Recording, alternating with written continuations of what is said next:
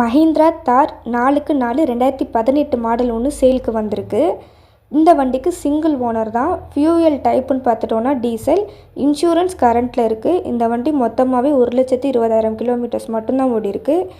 வண்டியோட ரிஜிஸ்ட்ரேஷன் பார்த்துட்டிங்கன்னா TN 55 பட்டுக்கோட்டையில். இந்த வண்டி டயர் கண்டிஷன்னு பார்த்துட்டோம்னா 80% ரிபாட்டுங்க.